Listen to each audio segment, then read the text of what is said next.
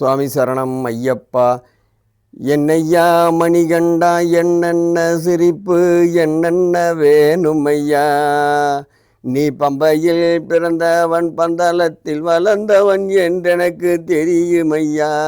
ஐயப்பா, இது ஏன் இந்த பாட்டு நான் பாடி காமிக்கிறேன்னா, சினிமா மெட்டில் பெரிய பெரிய ஜாம்பவான்கள் பெரிய பெரிய குருசாமிகள்லாம் பாடுறாங்க. அது ஒன்று இப்போ ஒரு பக்தின்னு வரும்போது அது முறைன்னு பார்த்துட்டா ஒவ்வொன்றும் ஒரு முறையாக இருக்குது, அது பிரச்சனை இல்லை. ஒரு கூட்டு வழிபாடில் நம்ம ஒரு 100 பேர் 50 பேர் உட்காந்து ஐயப்பனை கும்பிடையில் அதுக்கு ஒரு பவர் வந்து நம்மளாக கும்பிட்றத காட்டிலுமே அந்த கூட்டு வழிபாடில் தனி சிறப்பு இருக்குது. அது எல்லாத்துக்குமே தெரியும்.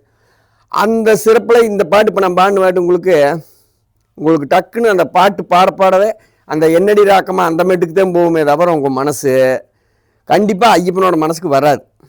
அதனால் எங்கள் குரு இப்போ எங்களுக்கு வந்து 2-3 குருசாமிங்க, அதில் கைதேர்ந்த குருசாமின்னு சொல்கிறது வந்து எப்படிங்கன்னா, சினிமா மெட்டில் பாடக்கூடாது, பஜனைக்கு உள்ள பஜனை நடந்துகிட்ருக்கு, வெளியே 10 சாமி உட்காந்துருப்பாங்க, என்ன பஜனை முடியும்னு காத்துக்கிட்டு. அப்போ அவங்க அந்த சாமி அந்த என்னடி ராக்கமாக பாட்டில் வர்றாரு நல்லா இருக்குது அப்படிமா, அது தேவையே இல்லை நம்மளுக்கு. அந்த ஐயப்பனோட எல்லாத்துக்கும் ஒரு செகண்ட் மனசு கொண்டாட எத்தனையோ இப்போ வீரமணி சாமியெல்லாம் பாட்டு எத்தனை பாட்டு இருக்குதுங்க. அதெல்லாம் பஜனைக்கு எடுத்து விட்டு அப்படியே கேட்க ஐயப்பனையவே தத்ரூமாக கொண்டாந்துறது வீரமணி.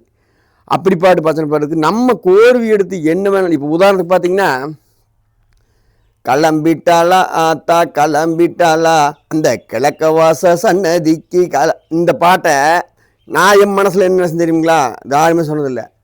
கிளம்பிட்டாளான்னு பாடுறது தவறு. அப்படியே நான் எப்படி பாடுன்னா, என்னோட கும்மி பாட்டில் பூரா பாருங்க, அது இருக்குது ஐயப்பன் பாட்டு வந்துட்டாரா அப்படி பாடிட்டேன். வந்துட்டாளா ஆத்தா வந்துட்டாளா இந்த கிழக்கு வாச சன்னதிக்கு வந்துட்டாளா வெத்தலையும் பொங்கு பொட்டும் சந்தனமும் குங்குமம் சவ்வாது மணமணக்க வந்துட்டாளா ஆத்தா வந்துட்டாளா கிழக்கு வாச சன்னதிக்கு வந்துட்டா. இதை ஐயப்பனை வச்சுக்கலாம். ஐயப்பா நம்ம பஜனைக்கு போனோம்னா கிழக்கு பார்த்த வீடாக இருந்தால் வந்துட்டாரா ஐயப்பன் வந்துட்டாரா, கிழக்கு பார்த்த வீட்டுக்கு வந்துட்டாரா, வடக்கு பார்த்த இருந்துன்னா வந்துட்டாரா ஐயப்பன் வந்துட்டாரா. இப்படி பாடையில் பார்த்திங்கன்னா நம்மளுக்கு ஒரு பக்தி ஐயப்பனை தவிர எந்த சிந்தனைகளும் அதிகமாக வராது அந்த மனசளவில். சினிமா மெட்டு பெரிய பெரிய குருசாமிகள்லாம் பாடுறாங்க, நான் செல்லியாக கேட்டேன். அதை அப்படி பாடுறது வந்து தவறு. அதை பார்க்கலையே டக்குன்னு அடுத்த செகண்ட் இந்த சினிமா மெட்டுது நீங்கள் சொல்கிற ஒவ்வொரு வரியுமே ஐயப்பன் மேலே இருக்காது.